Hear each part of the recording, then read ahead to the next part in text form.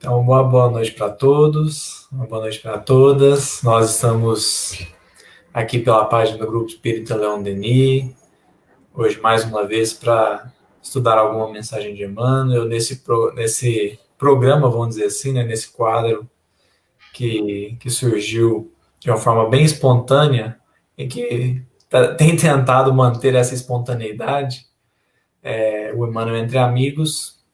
Para quem não conhece, eu e Tássio, iniciamos esse quadro pela página do GEL de há 2, 3 semanas, mais ou menos. E a ideia é estudar uma mensagem de Emmanuel. Aí você fala assim, mas qual mensagem do Emmanuel? Eu falo assim, eu não sei, o William não sabe, o Tássio não sabe, ninguém sabe. Nós vamos descobrir agora. Então é meio que um desafio, não sei, o que quiser chamar aí, uma loucura, alguma coisa assim, mas que busca, porque Emmanuel tem mensagens realmente belíssimas, né? E algumas curtas que a gente pode tirar para uma breve reflexão de uns 20, 30 minutos, né? Então, uma boa noite para todos mais uma vez. O Tarso, os livros hoje que eu peguei aqui, Palavras de Vida Eterna, Fonte Viva e Alma e Luz. Alma e Luz. Deixa eu ver as páginas aqui, meu Deus. Tem que ter um drama para parecer mais aleatório ainda, né? Mais aleatório ainda, né? Peraí, deixa eu pular o prefácio. William, fala uma página fala um número entre 21 e...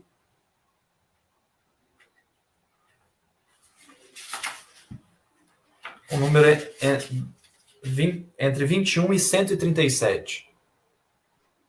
Vamos pegar o ano que eu nasci, 85. Nossa! Eu vou embora. Política. No... O capítulo é política. Deus me livre. Como que é o nome? Política. O título do capítulo é política. E não tem número também. Nessa edição não tem número. O meu tem aqui, eu até falo. Capítulo 12. É porque na edição ele não tem. Mas, nossa, que sugestão, hein, velho? Essa aí não foi aleatória, não. Que não foi combinado, que foi combinado, mas, gente, não foi, não viu? Não foi. Primeiro que eu fui convidado para participar, tem 5 minutos. Vou começar a história. Posso fazer a leitura, então? Pode fazer. Então, o capítulo Política do livro Alma e Luz. Comentário de Lucas 22, 26, não é isso? Certinho. Então, capítulo 12 do livro Alma e Luz, intitulado Política, é um comentário de Emmanuel sobre versículo 26, capítulo 22 do Evangelho de Lucas. É uma fala de Jesus que diz: "E quem governa, seja como quem serve." E Emmanuel comenta: "O Evangelho apresenta igualmente a mais elevada fórmula de vida político-administrativa aos povos da terra. Quem afirma que semelhantes serviços não se compadecem com os labores do Mestre, não penetrou ainda toda a verdade de suas lições divinas. A magna questão é encontrar o elemento humano disposto à execução do sublime princípio. Os ideais democráticos do mundo não derivam senão do próprio ensinamento do Salvador. Poderá encontrar algum sociólogo do planeta plataforma superior, além da gloriosa síntese que reclama do governante as legítimas qualidades do servidor fiel? As revoluções que custaram tanto sangue não foram senão uma ânsia de obtenção da fórmula sagrada na realidade política das nações. Nem por isso, entretanto, deixarão de ser movimentos criminosos e desleais, como infiéis e perversos têm sido os falsos políticos na atuação do governo comum. O ensinamento de Jesus, nesse particular, ainda está acima da compreensão vulgar das criaturas. Quase todos os homens se atiram à conquista dos postos de autoridade e evidência mas geralmente se encontram excessivamente interessados com as suas próprias vantagens no imediatismo do mundo.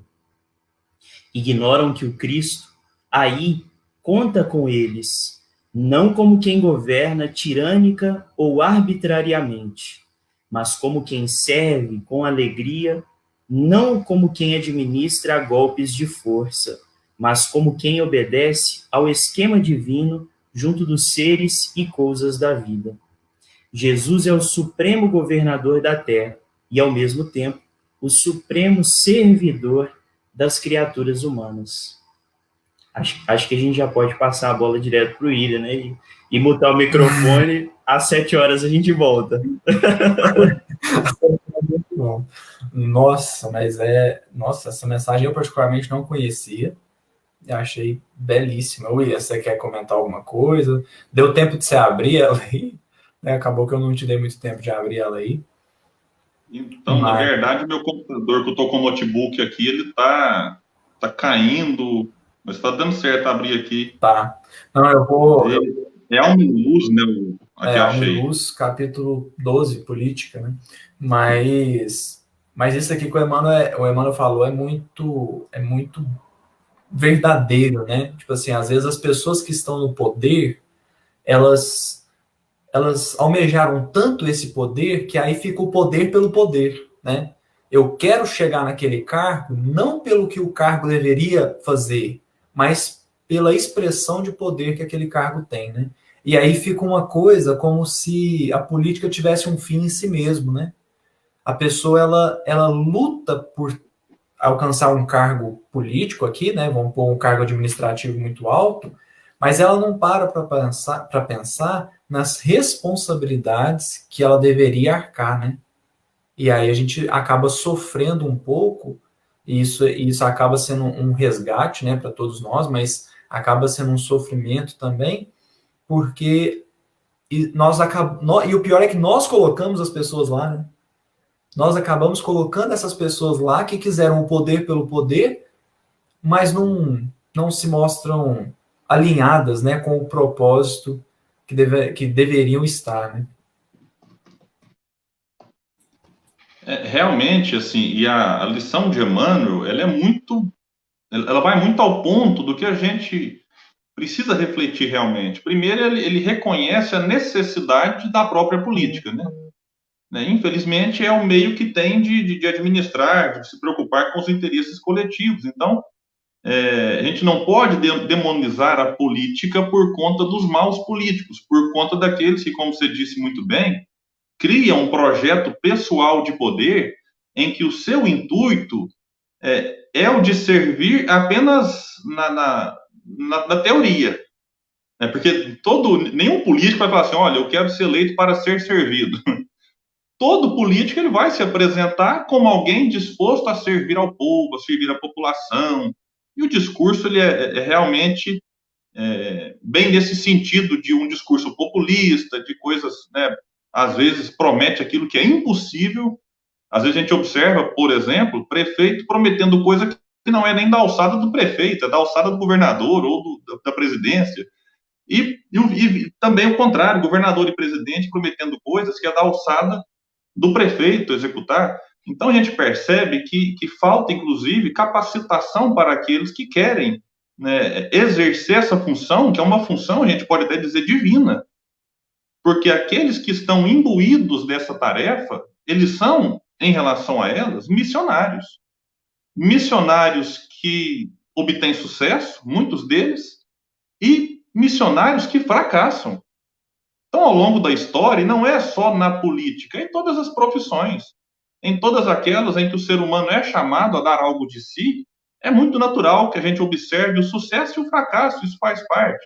O que a gente não pode é, por conta dos fracassos, eventualmente demonizar a instituição, demonizar os cargos, como se todos fossem iguais, quando não é verdade. E a lição de Emmanuel, se ela fosse bem compreendida por todos nós e por aqueles que assumem cargos, transformaria o planeta. Se todos os governantes trouxessem, não apenas na retórica, não apenas na fala, mas no comportamento, a ideia de que eles são servidores, até porque eles são funcionários públicos, eles são pagos pelo povo para servir o povo. Então, isso aqui por si só já deveria falar: opa, eu trabalho para eles, então eu preciso servir a eles, o que nem sempre é visto.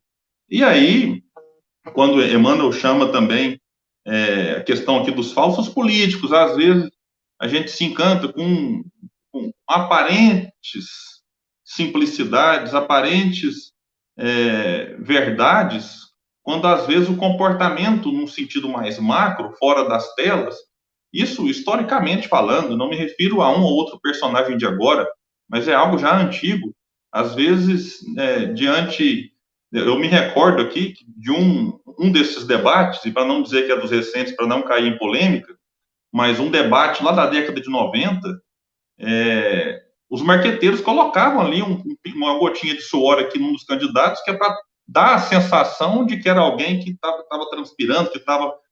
Então, assim, diante das câmeras e fora das câmeras. Então, é importante a gente discernir que o político que governa como quem serve, ele faz isso pelo exemplo e não pelas aparências.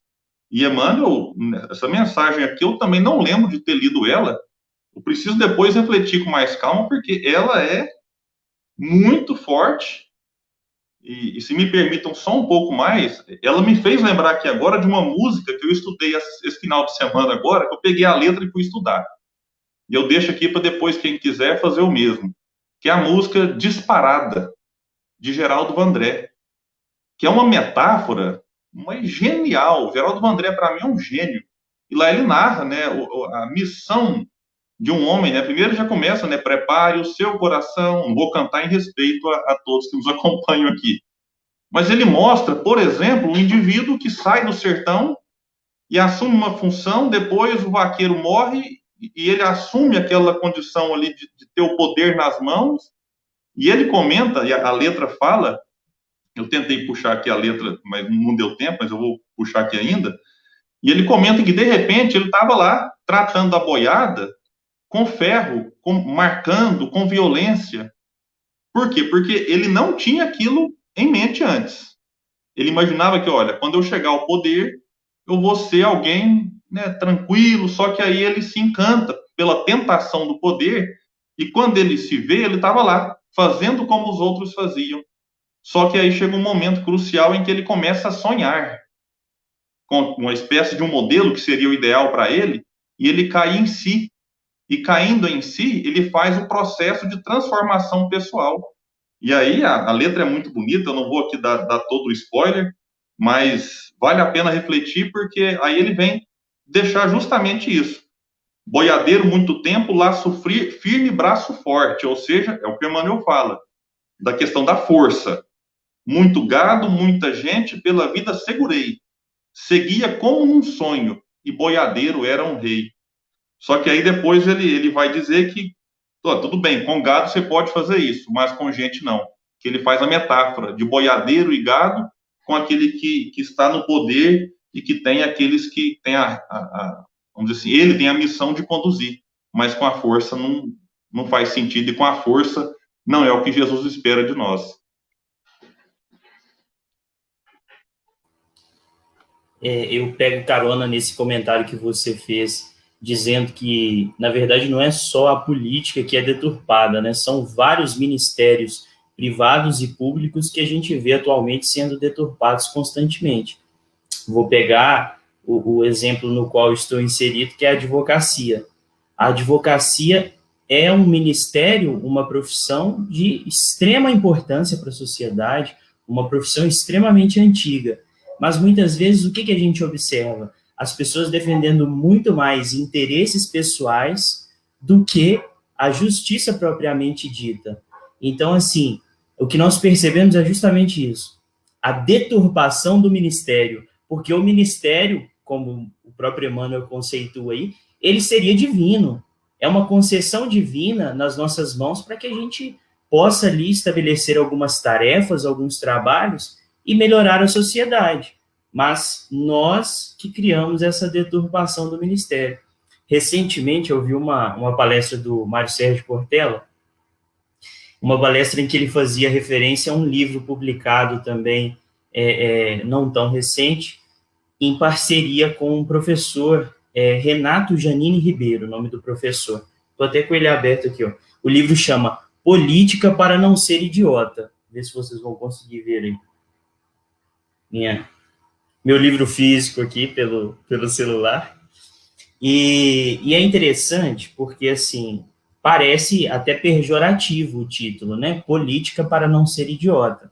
Mas o que o Mário Sérgio Cortella explica é que na nossa atualidade houve um sequestro semântico, ou seja, o próprio termo política, ele foi sendo deturpado ao longo da nossa história, e as pessoas passaram a entender política como uma coisa até pejorativa mesmo. E ele vai explicar que esse termo, política, vem lá do grego de polis, que é aquele que se insere na coletividade, aquele que participa das decisões, participa das ações coletivas, tanto quanto os termos civilizado, os termos civismo, né, que são termos ali que ele diz do civilitatem, que é lá do latim. Então, só houve uma diferença. O grego trata uma coisa como político, que tem a correspondência no latim de civismo. E aí ele diz que, da mesma forma, idiota, houve um sequestro semântico, porque o termo idiotes, no grego, era aquele que não se inseria na sociedade, aquele que vivia apenas para si mesmo, apenas para os seus interesses privados, seus interesses pessoais. Então, assim, olha que interessante, a própria conceituação da palavra, ela foi sendo deturpada, e por não entendermos os significados, os seus objetivos, as funções, a gente acaba tratando isso tudo de forma muito pejorativa, né? Se nós olhássemos só o significado, eu acho que primeiro a gente deveria com tudo, né? Hoje a gente tem o Google aí, que apesar de ser privado, né, mas pode ser qualquer outro buscador da internet. A gente tem a internet que a gente pode bater um termo lá e falar, deixa eu ver, a que se refere esse termo? E a partir dessas referências e desses significados, a gente ir aos poucos explorando e entendendo, né, para a gente até poder ajudar de alguma forma a coletividade, a sociedade. Senão a gente acaba sendo alheio a tudo e vive apenas para si mesmo, só para os interesses pessoais. Não, e eu ia puxar exatamente nesse raciocínio que você falou aí, Tarso, para até casar um pouco com o que o Ian falou no início do seu comentário, porque a gente tem que aprender a separar a instituição do movimento que ela causa. O que eu quero dizer é o seguinte, a gente tem que separar, da mesma forma que temos que separar espiritismo de movimento espírita, temos que separar a ciência do cientista, porque a ciência ela é linda, mas eu posso usar a ciência para matar. Aí já é o que eu fiz da ciência, né? Então a gente tem que separar a instituição política, vamos dizer assim, né? O nome instituição política dos políticos. E não desanimar da política por causa dos políticos. Porque, na verdade, isso deveria ser o contrário, né? Como há muitos maus políticos, aí que nós deveríamos interessar mais ainda. Porque se eles não estão dando conta do recado, nós temos que estar muito mais inteirado do que se passa, porque se a gente diz que eles não são bons, nós vamos deixar na mão deles? Vamos relegar a mão para as mãos deles? Então, aí deveria ser o movimento contrário, né?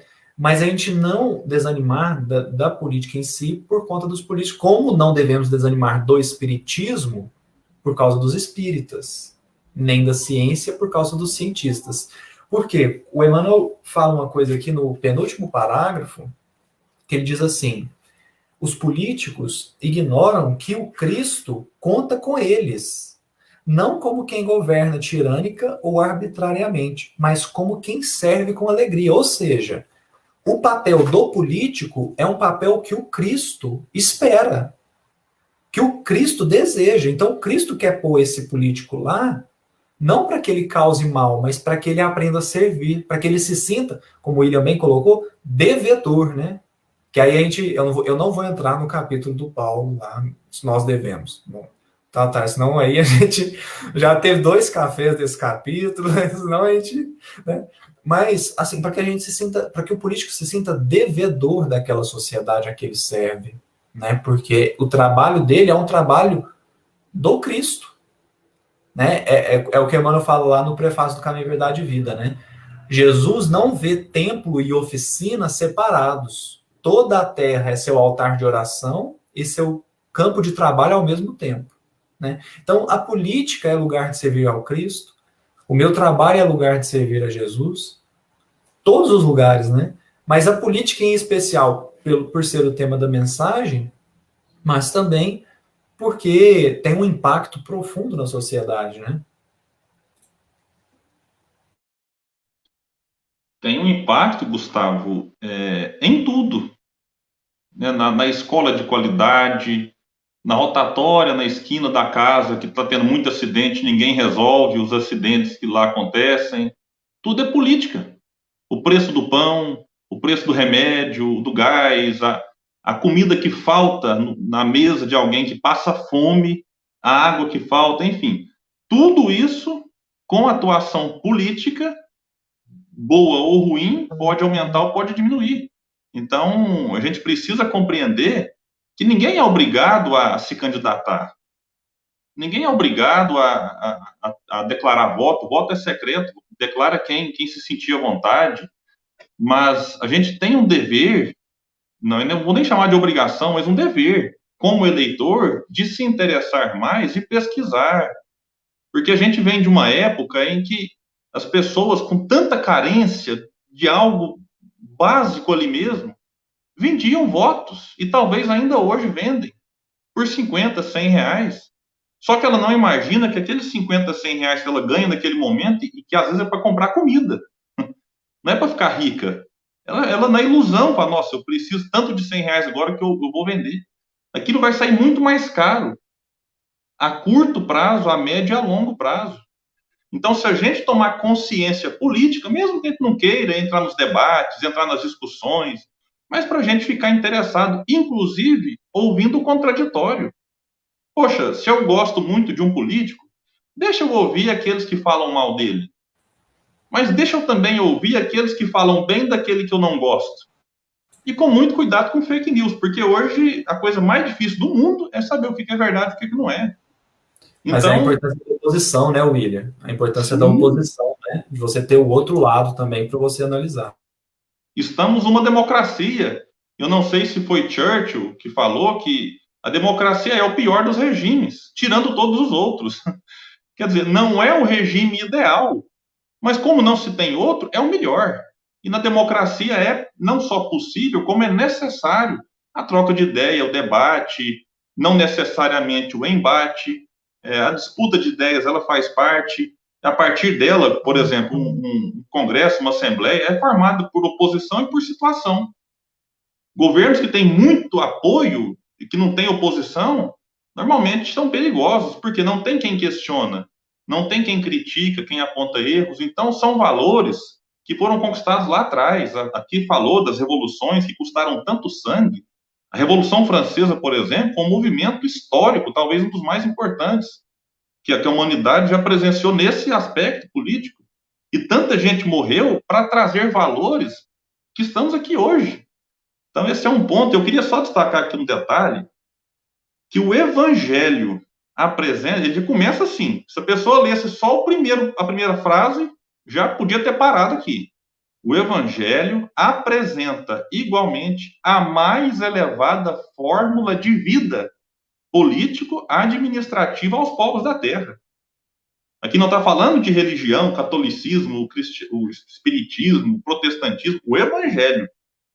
Jesus, se fosse colocado, levado a sério nas práticas, na vida político-administrativa, com certeza nós teríamos bem mais justiça, bem mais igualdade, paz no mundo, porque muitas das iniquidades que nós vemos, elas não existiriam mais se o Evangelho norteasse a conduta, mesmo que as pessoas não fossem cristãs.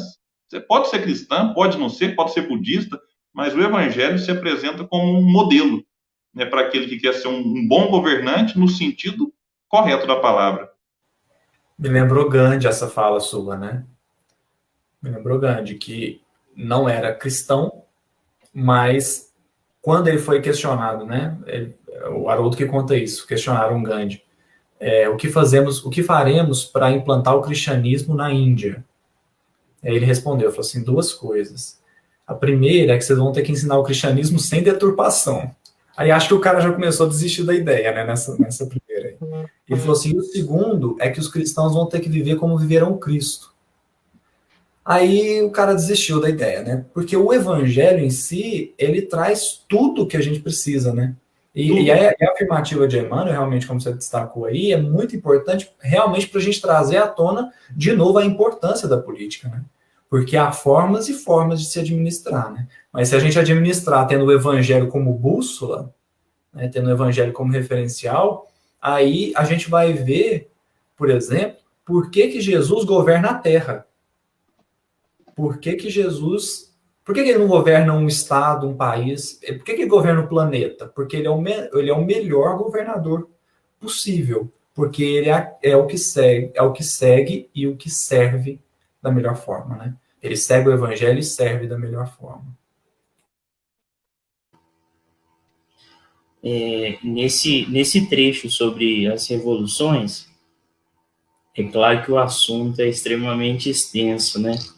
E, assim, vem inúmeras referências, dentre elas, acho que aquela do Boa Nova, o plano de Judas, né? Eu acho que é uma das mais fortes, assim, que eu penso, que eu me lembro quando eu penso nessa questão revolução. E eu acredito que, se fosse puxar o assunto, o William ia ficar a noite toda ali trazendo as referências lá da Revolução Francesa. Próximo tema, né? Da palestra dele. Mas, ele não vai resistir, né? E aí eu me lembrei de um vídeo muito marcante para mim, e inclusive eu vi um palestrante espírita citando uma vez, fazendo referência a essas questões revolucionárias mesmo, que é o do Oppenheimer, que foi um dos que contribuíram ali para o desenvolvimento do projeto Manhattan, que era o projeto de explosão das bombas atômicas na Segunda Guerra Mundial. E aí ele conta, o vídeo está no YouTube mesmo, até busquei ele aqui enquanto vocês comentavam, um vídeo muito forte, ele mesmo contando que quando eles viram as explosões das bombas atômicas, cada um teve uma reação. Diz ele que uns riram, outros choraram, outros ficaram em silêncio, e ele disse que se lembrou de uma citação do Bhagavad Gita, em que, da mesma forma, o Vishnu lá, né, um dos deuses deles, para impressionar e incitar o príncipe da época ali, para, digamos, entre aspas, cumprir o seu dever, ele se transforma numa criatura, assim, impressionante, e diz para o príncipe que ele havia se tornado a morte, a destruidora dos mundos. Então, isso faz a gente pensar tanto ali naquela lei de destruição, né, das leis morais, que até a destruição, ela existe para que coisas melhores venham, para que o mundo se transforme, mas será que nós somos bons operadores dessa destruição? Será que nós somos os melhores operadores dessa desconstrução? Então, assim, nós já temos deturpado tantas tarefas, então a gente tem que tomar tanto cuidado, ter tanta humildade. Eu tenho visto muito na filosofia o termo humildade epistemológica, que é a pretensão ali de Sócrates do só sei que nada sei, né? De que às vezes a gente tem que tomar muito cuidado ali com as certezas que a gente tem, porque a pretexto de ser bom, a pretexto às vezes de fazer o bem e instaurar a paz, nós pregamos, divulgamos e implementamos essa paz com violência. Então, assim, que sentido faz isso, né? Mas, assim, é um tema muito extenso e esse capítulo, realmente, eu não conhecia nem o livro, e esse capítulo muito forte mesmo, né? Emmanuel, ele nos impressiona constantemente.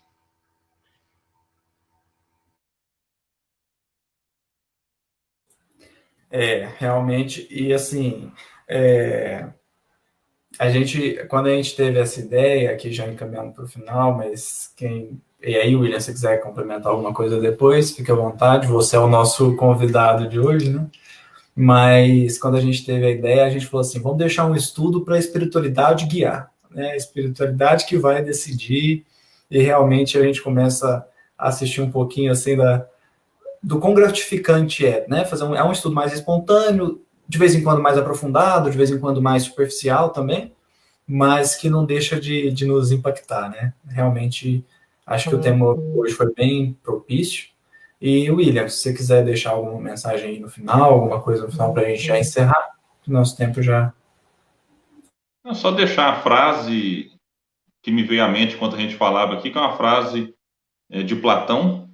O preço a pagar pela tua não participação na política é seres governado por quem é inferior. Então, acho que ela resume muito bem o que a gente falou aqui hoje e fica para reflexão nossa. Já que nos aproximamos de eleições, é importante que a gente pesquise o candidato, pesquise o que ele pensa, qual a proposta, qual o seu posicionamento, o que ele pensa sobre economia, sobre política social, sobre justiça. Então, isso é importante a gente pesquisar para votar consciente, independente do seu lado, do partido que você gosta, do candidato, votar não pela amizade, mas votar pela proposta, pelo projeto que cada candidato apresenta, que vai ter um impacto, como foi dito, na vida das pessoas. Então, é algo importantíssimo.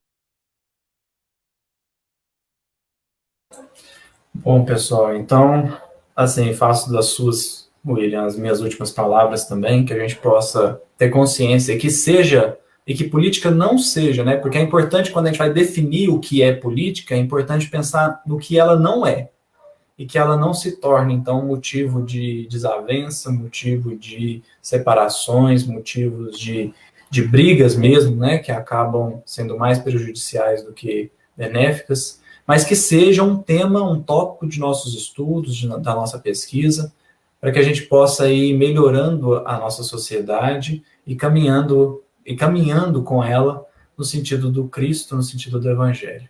Então, muito obrigado a todos que participaram.